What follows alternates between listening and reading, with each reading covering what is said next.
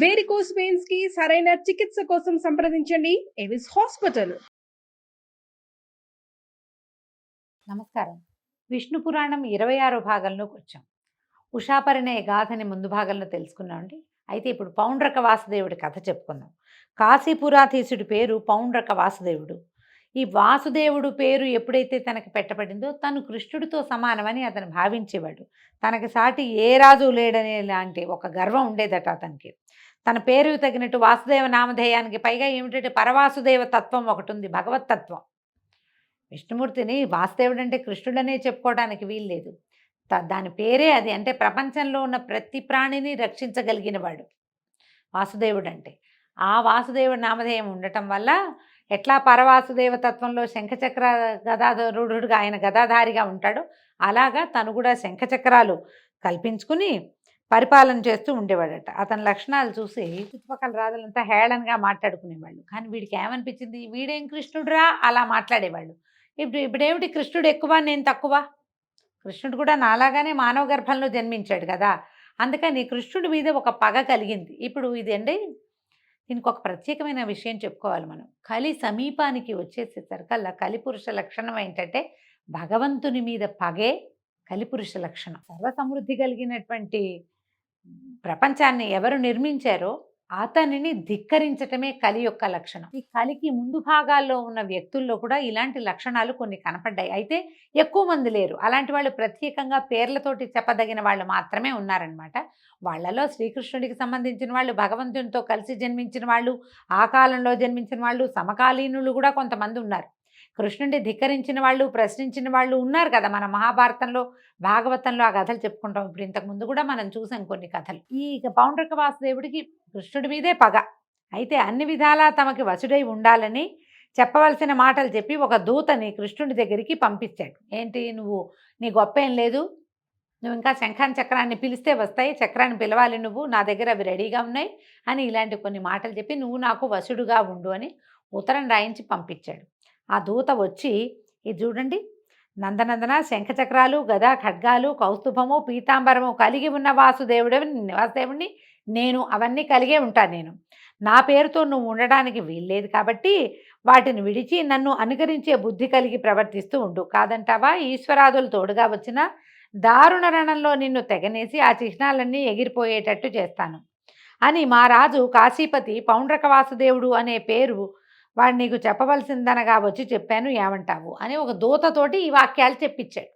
పౌండ్రక వాసుదేవుడు అనే నేను, నాకు ఇవన్నీ ఉన్నాయి, ఇవన్నీ నావి, నువ్వు నన్ను అనుసరిస్తున్నావు, నువ్వు నన్ను అనుకరించద్దు, నన్ను మాకరి చేయొద్దు అన్నట్టుగా చెప్పాడు. చెప్పేసరికల్లా కృష్ణుడు ఏమన్నాడంటే, అలాగే ఏదో దారుణ రణం చేస్తామంటున్నారు కదా, అదేమిటో చేసి చూసి ప్రాణాలు విడవలసి వచ్చాయననుకో, ఒకవేళ నేను దొరికిపోయాను అనుకో, నేను ఓడిపోయాను అనుకో, అప్పుడే ఈ చిహ్నాలు విడిచేస్తా, అప్పుడే నేను ఈ పసుపచ్చటి బట్ట కట్టుకోవటం మానేస్తాను, ఈ మకర కుండలాదులు అవి ధరించడం మానేస్తా, ఈ శంఖం చక్రం కూడా అప్పుడే విడిచిపెడతాను, కౌస్తుభమణిని కూడా నేను ధరించను, అప్పుడే మానేస్తా. యుద్ధం అన్నారు కదా, ఏదో దారుణ రణం, దానికి రండి, ఆ సంగతి చూస్తానన్నాడు. అనేసరికల్లా వెతకపోయిన తీగ కాళ్ళకి తగిలినట్టుగా మీ రాజు సమాచారం నేనే చూడాలనుకుంటాను, ఏదో కారణం ఉండాలి, పోట్లాడికి ఒట్టి పుణ్యానికి ఎట్లా యుద్ధం చేస్తాము, కారణం ఉండాలి. తను ఎటాగో ముందుకొచ్చాడు, ఉత్తరం కూడా పంపించి దూతను పంపాడు కాబట్టి తప్పకుండా ఎదిరించాల్సిందే, పోయి చెప్పు, ఎల్లుండి వచ్చి ఏం చెయ్యాలో నేను ఈ సంగతి అది చేస్తానన్నాడు. కృష్ణుడి మాటలు విని ఆ దూత వెళ్ళి తన రాజుకి కృష్ణుడు ఏం చెప్పాడో, శ్రీకృష్ణుడు ఇట్లా ఇట్లా చెప్పాడని చెప్పాక కృష్ణుడు, బలభద్రుడు, సాత్యకి ప్రముఖ యాదవ వీరులను ద్వారకకు కాపర్లుగా ఉంచి చక్రాధ్యాయుధ పాణి అయి గరుడ వాహనుడై కాశీనగరానికి వెళ్ళాడట. లోకభీకరమైన పాంచజన్యాన్ని పూరించాడు. ఆ శబ్దం వింటే సగం మంది ప్రాణాలు వదిలిపెడతారట. ఆ ధ్వని విని పౌండ్రుడు తన సైనిక భటులను కృష్ణునిపైకి పంపగా కృష్ణుని మీద వివిధాయుధాలు ప్రయోగం చేశారట. కృష్ణుడు రోషభీషణాకారుడై తన ఆయుధాలను సముచితాస్త్ర ప్రయోగంతో ఎగరగొట్టే ఆయుధాలన్నింటినీ పౌండ్రుని సైనికుల్ని తెగ నరికేశాడట. తన సేన సర్వనాశనమైందని తెలిసి పౌండ్రక వాసుదేవుడు కోపించి రథారూఢుడై రణరంగానికి వచ్చాడు. అచ్చంగా వేషమంతా వాసుదేవుని వేషమే. వానిని చూసి చిరునవ్వు మోముతో కృష్ణుడు ఇట్లా అన్నాడట, దూత చేత నాకు వార్త పంపావు కదా, ఆ పని ఏదో నెరవేర్చడానికే వచ్చాను, నీళ్ళు అని చక్ర ఆయుధాన్ని ప్రయోగించాడట. అంతే, ఎండుపుల్ల అగ్గిమంటకి ఆహుతైనట్టుగా పౌండ్రక వాసుదేవుడు కృష్ణుడి చక్రానికి బలైపోయాడు. పైనున్న దేవతలు పరమానందంతో కృష్ణుని స్తుతి చేశారు. తర్వాత కృష్ణుడు ద్వారకకు రాగా పౌండ్రకుని కుమారుడు కృష్ణునిపై పగబట్టి అది తీర్చుకోవాలని శివుని గురించి 12 ఏళ్ళు తపస్సు చేశాడట ఘోరంగా. శివుని వల్ల ఒక శక్తిని వరంగా పొంది దాన్ని ద్వారకకి వచ్చి ప్రయోగించాడు. కృష్ణుడు అది తెలిసి చక్రాన్ని విడువగా అది పౌండ్రకుని కొడుకుని వాడు ప్రయోగించిన శక్తిని ముక్కలు చెక్కలు చేసేసిందట. ఇలాగా కృష్ణుడు చేసినటువంటి పనులు అతిమానుషములు. అలాగే బలభద్రుడు చేసిన పనులు కూడా వర్ణనాతీతాలైన కార్యక్రమాలు చేశాడు. దుష్ట శిక్షణ, శిష్ట రక్షణ, ధర్మ సంస్థాపన లక్ష్యంగా ఇలపై అవతరించి ఆ విష్ణువు చేసిందంతా ధార్మికమే. ఆత్మబంధువైనా సరే అధర్మ మార్గాన ప్రవర్తించాడంటే వానిని సమూలంగా నాశనం చేసిన ధర్మమూర్తి శ్రీకృష్ణుడు. దేవాదులు కూడా ఆశ్చర్యుని ఆనందాన్ని కలిగించే పనులెన్నో చేశాడు. దుష్ట శిక్షణ చేసి భూభారం తీర్చడమే లక్ష్యంగా నారాయణుడు ద్వాపర యుగాంతంలో కృష్ణునిగా యదువంశంలో జన్మించాడు. పాండవులకు కౌరవులకు ఆస్తి పంపకం నెపంతో కలహం కలిగించి ఉభయ పక్షాలని యుద్ధానికి సిద్ధం చేశాడు. ఇరు వర్గాలకి తోడుగా ఇలపై గల రాజులు ఎందరో వచ్చారు. మొత్తమంతా 18 అక్షౌహిణుల బలగం. తన పర అనే భేదం లేనివాడే అర్జునునికి రథసారథి అయి 18 దినాలు పోరు ఘోరంగా జరిగేటట్టు చేశాడు. సర్వనాశనం కూడా అయ్యింది. అలాగే యాదవులను చూస్తూ పరస్పరం వైరం కలిగించి వాళ్లలో వారు కొట్టుకు చచ్చేటట్టుగా చేశాడు. చివరికి తన అన్న బలరాముడు పరమపదానానికి వెళ్ళిపోయారు. అలా చెప్పగా మైత్రేయుడు మహాత్మా, ఆపదల్లో ఉన్నవారిని ఆదుకునే కృష్ణుడు తన వంశీయులకే కలహాన్ని పుట్టించి చంపటమేమిటి? బలరామ పద్ధతి ఏది? ఆయన ఎలా వెళ్ళాడు? ఎక్కడికైనా పరమపదానికి ఎలా వెళ్ళాడు? అది ఏదో వివరించమని కోరుతూ ఉంటే పరాశరుడు ఇట్లా చెప్పాడట. ఇది మౌసల పర్వం అండి, మహాభారతంలో మౌసల పర్వం. ఈ మౌసల పర్వం గురించి ఒక వీడియో కూడా చేశాం, మన ఛానల్లో ఉంది, చూడండి. అది ప్రత్యేకంగా కనపడుతుంది. కృష్ణ అవతారం సమాప్తి ఎలా జరిగింది అనేది మౌసల పర్వంలోనే కనిపిస్తుంది. అది ఇక్కడ చెప్పబడింది. యాదవులు ఇంద్రాదులకు కూడా తేరి చూడరాని బలపరాక్రమాలతో మితిమీరి ప్రవర్తించడం చూసి కృష్ణుడు ఇట్లా అనుకున్నాడట, వీళ్ళని అంతమొందిస్తే గానీ భూభారం తీరదు, ఆ పని చేయవలసిందే అనుకుంటూ ఉండగా దూర్వాసుడు కృష్ణ దర్శనం చేయాలని ద్వారకకి వచ్చి ద్వారం దగ్గర నిలబడి తన రాక కృష్ణుడికి చెప్పవలసిందని అక్కడున్న యాదవ కుమారులతో చెప్పారట. వీళ్ళు ఈ పని చేయకుండా దైవ నిర్ణయం వల్ల కృష్ణుని మనవడైనటువంటి సాంబుడికి గర్భవతి వేషం వేసి దూర్వాసుని ముందు వద్దకు తీసుకొచ్చి, అయ్యా దీనికి కొడుకు ఎప్పుడు పుడతాడు అని అడిగారట. అడగంగానే అసలు విషయం గ్రహించినటువంటి దూర్వాస మహాముని కోపం ప్రకటించే చూపుతో చూసి, దీనికి కొడుకు పుట్టడు, ఇనపరోకలి దీని కడుపులోంచి వస్తుంది, వెంటనే యుద్ధం ఆరంభం అవుతుంది, దానివల్ల ఘోర యుద్ధం జరుగుతుంది, యదువంశమంతా నశిస్తుంది, నా మాట బ్రహ్మ కూడా నా మాటని తప్పించలేడు, వీడు ఆడది కాదు, ఇది గర్భవతి వేషం, పొండి మూర్ఖులారా, మీరు మూర్ఖులు, చావడానికే పుట్టారు మీరని వెళ్ళిపోయాడు. ఆ యాదవ కుమారులు భయభ్రాంతులే కృష్ణుని వద్దకు వెళ్ళి జరిగింది చెప్పారు. ముని శాపానికి ఎదురీత చేయగలడు, కానీ చేయడానికి ఇచ్చగించలేదు కృష్ణుడు. చేయగలడు ఆయన, కానీ ఇదేమిటి, యదువంశ నాశనం ఎలాగూ తప్పదు, వీళ్ళు శాపగ్రస్తులు వీళ్ళు. కాబట్టి ఈ సమయంలోనే వీళ్ళు మదంతో కురుక్షేత్రంలో గెలిచిన వాళ్ళం మేమన్న ధోరణితోటి ప్రవర్తించటాన్ని దాన్ని చూసి కృష్ణుడు ఈ నిర్ణయాన్ని తీసుకున్నాడు.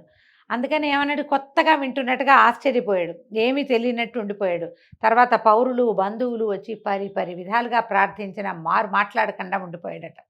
కొద్ది రోజుల్లో సాంబుని కడుపులోంచి దూర్వాసుని కోపానికి శాపం అన్నట్టుగా కడుపు చీల్చుకుని ఒక ఇనప రోకలి బయటకు వచ్చిందట. దాన్ని వీళ్ళు ఏం చేశారు, ఉగ్రసేనుడి దగ్గరికి తీసుకెళ్లారట యాదవ కుమారులు.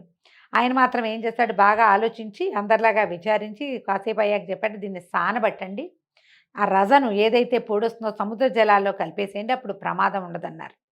అనేసరికల్లా మంత్రులు ఏం చేశారట, దాన్ని బాగా ఇచ్చేసి అరగదీసి ఆ రజనంతా సముద్రంలో కలిపించారు. కలిపితే అది ఒక తీరంలోకి కొట్టుకెళ్ళింది. అక్కడ ఈ రజనంతా తుంగగా దట్టంగా మొలిచి ఉండేదట. అయితే ఈ అరగదీసిన రోకలి ముక్క ఒక చిన్న ములుకు లాంటిది ఉండిపోయింది. వల్లగాక ఒక పడవలో దాన్ని తీసుకుపోయి సముద్ర మధ్యంలో వదిలిపెట్టించాడు. దాన్ని ఒక చేప మింగేసిందట ఆ ములుకుని. ఒక జాలరి ఆ చేపను పట్టుకుని దాని పొట్ట కోస్తే, చేపను కోసినప్పుడు దాని పొట్టలోంచి ఈ ఇనప దింత ములుకు లాంటిది బయటపడింది. పడేసరికల్లా వాడు తన స్నేహితుడైన ఒక వేటగాడికి అది ఇచ్చాడట. ఇది చాలా పదునుగా ఉంది చూడమంటే వాడేం చేశాట, తన బాణం కొసకి దాన్ని ఇట్లా ముళ్ళులాగా మాడాలకి కొస కావాలి కదా, ఎడ్జ్కి దీన్ని ఇట్లా పెట్టుకొని ఉంచుకున్నాడు. ఇక ద్వారకలో ఎన్నో దుర్నిమిత్తాలు కనపడ్డాయట. కుక్కలు నక్కలు ఇళ్లల్లోకి వచ్చేయటం, ఇళ్ల మీదకి ఎక్కి అరవటం, కాకులు గుడ్లగూబలు కలిసి ఇళ్లల్లో కూయటం, గబ్బిలాలు ఇళ్లల్లోకి ప్రవేశించటం, పట్టపగలు మింట చుక్కలు కనపడడం, అకాల మేఘాలు, మేఘాల్లోంచి వర్షం, ఈ రక్తపు వర్షం కురవడం, పురవరి వీధిలో క్రూర మృగాలు బయటకు వచ్చేయటం. మనం ఇప్పుడు చిరుత సంచారం అని వింటుంటాం కదా. చిరుత సంచారం ఏంటంటే దుర్నిమిత్తం అట, మంచి సంజ్ఞ కాదు. అవి ఎక్కడ ఉండాలి, అడవుల్లో ఉండాలి. ఊళ్ళల్లోకి వచ్చేయటం మంచిది కాదట. భయంకరంగా కూతలు, గ్రహాలని వక్రగతిన సంచరించడం, పట్టపగలే కనిపిస్తూ ఉండటం, ఆవిరితోటి అగ్గి మంటలు వచ్చేస్తూ ఉండటం, ఇవన్నీ యదువంశం వినాశం కాబోతోంది అనే దానికి సూచనగా కనపడేవి. అయితే ఒకనాడు ఉద్ధవుడు వచ్చి కృష్ణుడి దగ్గరకు వచ్చాడట. కృష్ణ, నీకు తెలియంది కాదు, ద్వారకలో దుర్నిమిత్తాలు కనపడుతున్నాయి. మరి నీ పుత్రమిత్రాదుల సంరక్షణ ఏమిటి, ఏం చేయబోదాము, ఇప్పుడు ఏం చేద్దాము అని అడిగితే ఈయన చెప్పాడట కృష్ణ పరమాత్మ వాక్యాలు చూడండి. ఉద్ధవ, ద్వాపరయుగం అయిపోవచ్చింది. భూభారం తీర్చడానికే నా రాక. యుద్ధాలలో దుష్టుల్ని చంపించాను. మిగిలింది ఏంటంటే ఒకంత యాదవ వంశం. దీన్నే అంతమొందించాలి. చేజేతులా నేనది చేయటం లోకధర్మానికి విరుద్ధమని తంత్రం వేశాను. అదే మునిశాపం. నేనది మళ్ళించగలను, కానీ వీళ్ళంతా గతి తప్పి ఉన్నారు. వీళ్ళంతా సద్గతి పొందాలి వీళ్ళు. అందుకని ఇక నీ మాట ఏంటంటే, నువ్వు నన్ను మనసులో ధ్యానిస్తూ ఉండు, నీకు ముక్తిని కలిగిస్తాను. నేను కూడా ఈ నరరూపాన్ని, మానవ రూపాన్ని విడిచి దివ్యపదానికి వెళ్ళిపోతాను. తర్వాత ఈ ద్వారక సముద్ర జలాల్లో కలిసిపోతుంది. ఈ వాక్యాలు పరమ రహస్యాలు మనసులో పెట్టుకో, వెళ్ళు. నువ్వు మాత్రం నా నామధ్యానం చేసుకుంటూ ఉండని ఉద్ధవుడిని పంపేశాడు. ఉద్ధవుడు ఏం చేశాడట, గంధమాదన పర్వతానికి వెళ్ళి బదరికాశ్రమంలో నరనారాయణులు ఏ స్థానంలో తపస్సు చేశారో అక్కడే తపస్సు చేసుకోవటం మొదలుపెట్టాడట. ఒకనాడు దేవదూత అమరావతి నుంచి కృష్ణుడిని దర్శనానికి వచ్చి ఇంద్రుడి మాటగా ఏకాంతంలో చెప్పాడట. దేవా, నువ్వు మహాత్ముడివి, భూభారాన్ని తీర్చడానికి మానవుడిపై ఇల మీద జన్మించావు. తర్వాత వాళ్ళకి మానవులకి కలహాలు కలిగించి యుద్ధాలు మహోద్ధతంగా చేసావు. ఆడవాళ్ళు తప్ప మగపురుగులు లేకుండా చేసేసావు. ఇక మిగిలిన వాళ్ళు మీ యాదవులు, వీళ్ళను కూడా అంతమొందించి ఇక నువ్వు పరమపదానికి చేరవలసిందిగా కోరుతున్నాను. కాలగమనాన్ని లెక్కించాలి. నువ్వు 100 ఏళ్లకి మించి భూమి మీద ఉండటం భావ్యమా అంటే 100 ఏళ్ళు లేవు కృష్ణుడికి అని చెప్తోందండి పురాణం. కొంచెము మన మహాభారతం లెక్కల ప్రకారం కాస్త అటు ఇటుగా లెక్క పెడితే ఒక 130 సంవత్సరాలు అలా ఉన్నట్టు కనిపిస్తుంది. మరి ఈయన 100 ఏళ్లకి మించి ఉండద్దు అని ఈ విష్ణు పురాణంలో చెప్పబడింది. ఇట్లా ఈ మాటలు వినిపించిన ఆ దూతను చూసి ఇంకా 7 రోజుల్లో యాదవ వంశనాశనం అవుతుంది, అది కాగానే పరమపదానికి చేరిపోతానని ఇంద్రుడికి చెప్పు అని దూతని పంపేశాడు. పంపేసి వాడిపోయి ఇంద్రుడికి తెలియజేశాడట. తర్వాత యాదవులు విష్ణుమాయా ప్రేరితులై ప్రభాస తీర్థంలో స్నానం చేసి మహోత్సవం పేరుతోటి మద్యం తాగి మత్తెక్కి మాటకి మాట మీరి బాహాబాహి కచాకచి ముష్టాముష్టి పోరాడటమే కాకుండా అస్త్రశస్త్ర ప్రయోగం చేసి దానితో చాలక కత్తులతో పోరాడుకుని అది సరిపోక సముద్రం ఒడ్డున ఉన్న తుంగ తీసి దాంతో బాదుకోవటమే కృష్ణ మాయ వల్లే ఇది జరిగిందట. ఒక్కొక్క తుంగ కర్ర దెబ్బ ఎంత దెబ్బ తగులుతండి, ఇంతంత బాణాలకి ఎదుర్కొని యుద్ధం చేయగలిగిన వాళ్ళకి మహాబలవంతులు యాదవులు, వాళ్ళకి ఏం అవ్వకూడదు. కానీ ఆ తుంగ ఎలా ఉందంటే వజ్రాఘాతంలాగా తగిలిందట ఒక్కొక్క దాని దెబ్బ. అందరూ ఒకళ్ళ తర్వాత ఒకళ్ళు మరణించారు. శంఖచక్ర గదా శార్గాలు కృష్ణునికి ప్రదక్షిణంగా తిరిగి వైకుంఠానికి వెళ్ళిపోయాయి. తర్వాత కృష్ణుడు అన్నతోటి రథం ఎక్కాడట. దారుకుడు అల్లనల్లన రథం నడిపించి సముద్ర తీరానికి చేర్చాడు. బలరాముడు ఒకించుకు అలసినట్లు అనిపించి ఓ చెట్టు కిందకి కూర్చున్నాడట. చెట్టు కింద కూర్చుని అలా అలసటగా ఉందని కళ్ళు మూసుకున్నాడు. అంతే, అంతలో ఆయన ముఖం నుంచి శేషుడు నిజస్వరూపంతో అవతరించి సముద్ర జలాల్లోకి ప్రవేశించాడు.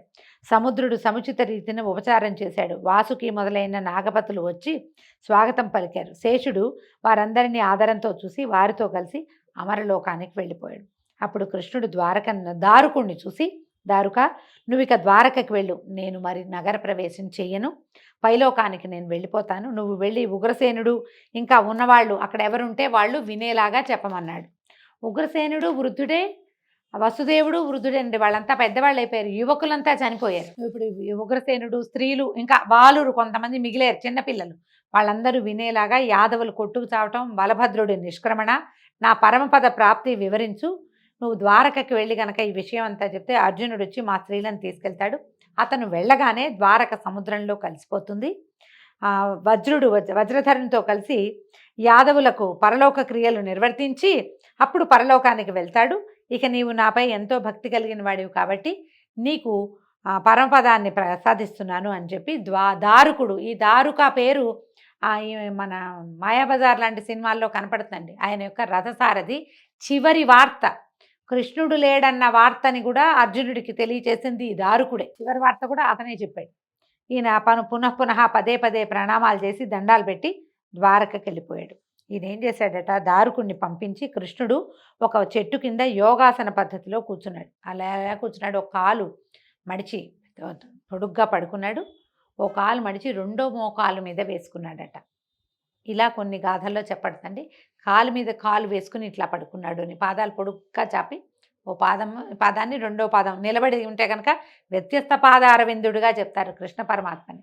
ఆయన నిలబడి ఫ్లూటు అవి వాయించాలంటే రెండు కాళ్ళ మీద ఇట్లా నుంచోకుండా పాదం ఇలా వేసి నుంచుంటాడు. వ్యత్యస్త పాదారవింద అన్న పాటలు కూడా ఉండేవి. అట్లా నిలబడి ఉన్నవాడు అలాగే పడుకున్నాడు, పాదం మీద పాదం వేసుకున్నాడట.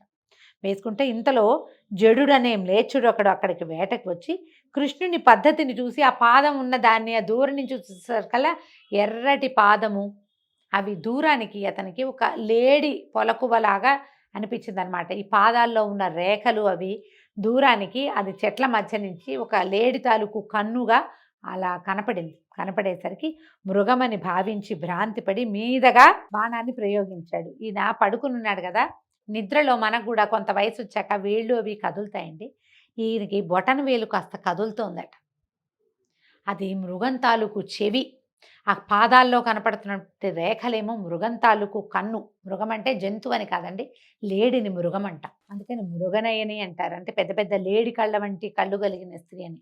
ఈ లేడే దాని పేరే మృగం.